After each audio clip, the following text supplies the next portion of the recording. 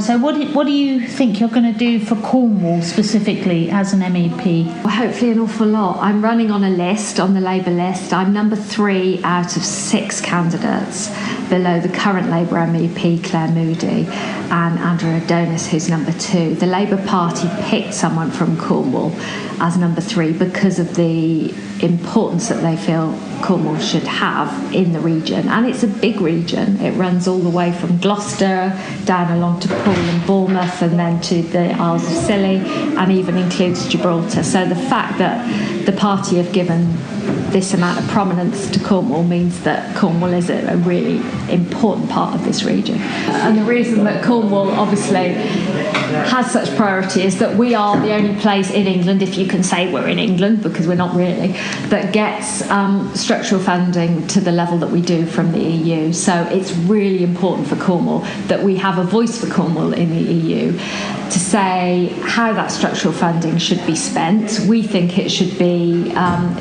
decided how it should be spent more locally to Cornwall. At the moment, a lot of that is decided centrally, and we think we should have a lot more autonomy over how that money is used and where it's used, because a lot of people in Cornwall don't know how it's been used and they haven't been told.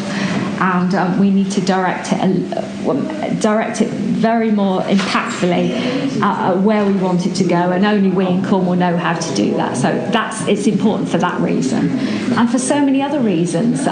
Cornwall has fishing, obviously, in the agriculture industries that are massively impacted upon by European regulations. We have very low paid workers in this part of the country, and European employment rules, health and safety rules are very, very important down here to deal with some of the pay issues and some of the things like we have a lot of self-employed people down here.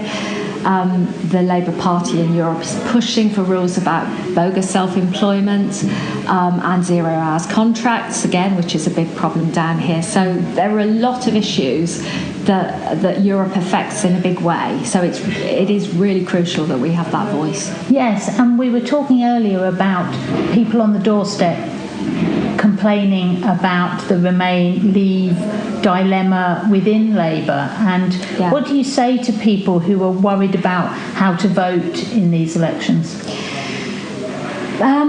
If you vote Labour, you're voting for a lot more than Brexit or not Brexit. You're voting for a party who is anti-austerity and wants to put people first. And whether your Labour MEPs are in Europe for 6 months or 5 years, they will be there working properly for you. Nigel Farage has been to 1 out of 42 meetings on fisheries.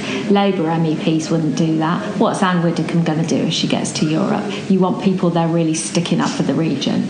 And that's what we intend to do if we are elected. Fantastic. Thank you very much. Thank you. Good luck.